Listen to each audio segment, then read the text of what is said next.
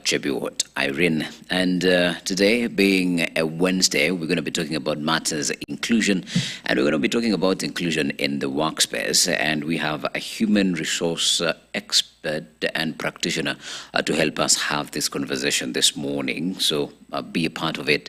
And you can engage as well by heading onto our social media platforms, that is across all socials, including Facebook, Instagram, LinkedIn, TikTok, and X as well. On YouTube, you can subscribe and you can watch all the amazing content that we have on there.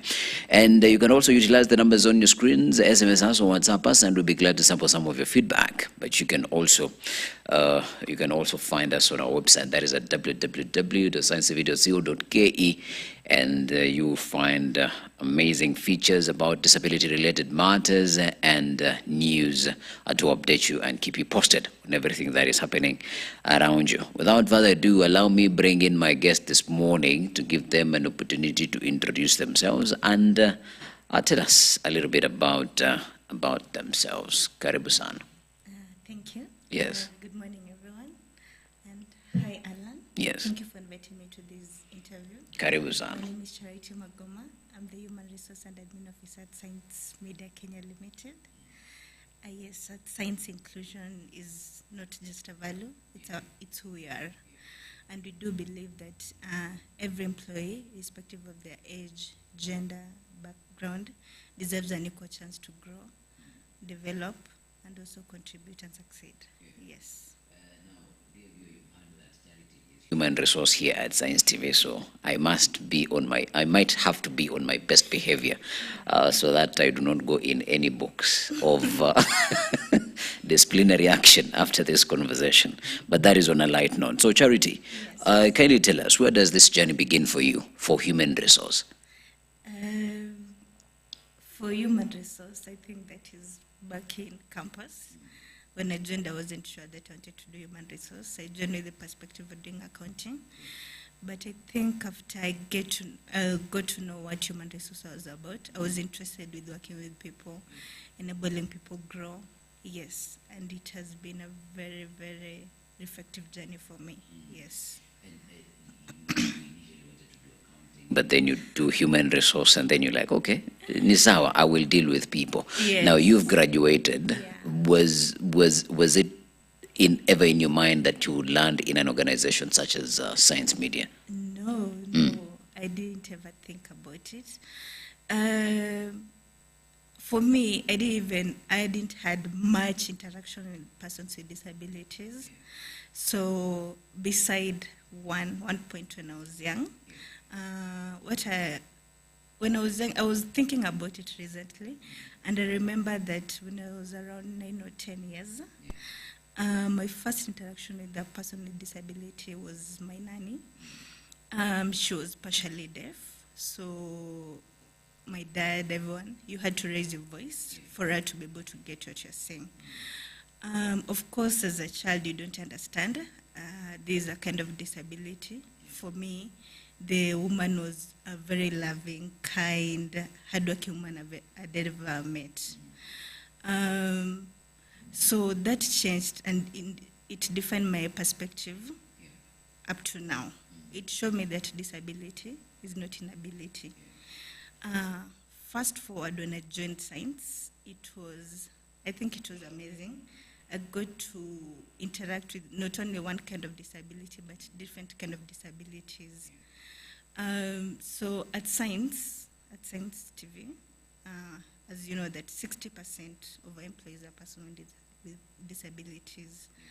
And these people are one of the most hardworking, committed people that I've ever worked with. Yes. Now, this is me starting to get hard-hitting. Don't you think that when you say they are the most hardworking and most committed, that is just to say, to make it a point for persons with disabilities to be employed? From you as an HR who interacts with them on a daily basis, how could you quantify this hard work and this commitment so that the viewer who's watching us home, they are not like, no, Charity anatuambia tujue ndiye anafanya kazi hapo? Which are some of the examples that you have seen indeed that indeed persons with disabilities are hardworking and they are committed at what they do? I think this goes back to evolving in your mindset about persons with disabilities. There was a time that persons with disabilities weren't allowed to go to school, Yeah. able to work. But this has changed with the disability mainstreaming happening all over globally. Yeah. So given that here at Science, we champion disability mainstreaming, I'm not saying they're the most hardworking, Yeah. just to promote them to work. Here we prioritize skills. We don't say disability. Yeah. We see the ability. Yeah. Yes. So when I say they're the most hardworking, yes, they are. I've interacted. We have various persons with disability who are show hosts, who are, yes, most of them are show hosts, and also news anchors, etc. Yeah. As you can see, if you have interacted with their social media platforms, you can see them doing news, doing their shows. You can see that they do their best in whatever they do. So yes, they're very hardworking. They're committed in whatever they do. Yes. So basically, for anybody to quantify the words that you are saying this morning, Yes. they should just scroll through the social media to see Yes, the yes. kind of caliber of workers that they are. Yeah, for sure, for sure. Yeah. Yeah. Oh, all right, for sure, for sure. Yeah. So day one, it has been confirmed, Charity, you are a human resource at Science Media. Yes. And let us also put into perspective, there is another HR who is starting today, and they are in such an organization such as Science Media. Yes. What do you think, where should they start? What are some of the mental shifts? And I know the managing director of this organization, he calls it the mentor ramps that you had to put in place to make sure that, all right, now I must act in this way, or I must carry myself in this way, or this is going to be the order of business every day to be able to inclusively manage Science Media. I think this can go back to my role as a HR. Inclusion just doesn't, it starts way long. Yeah. So for me at Science, inclusion starts from recruitment. Whenever we are recruiting, we always have a clause that persons with disabilities are highly encouraged to apply. Sometimes charities, organizations just put those clauses there just for that advert to look good. Yeah, yes. Some people do. Yeah. Yes, that's how we should. We shouldn't be just ticking boxes. We should take inclusion very serious. Yeah. So whenever we do recruitment, we do interviews, one thing we try to encourage people is to know our culture. Whenever you do research, you know that science is about persons with disabilities. Yeah.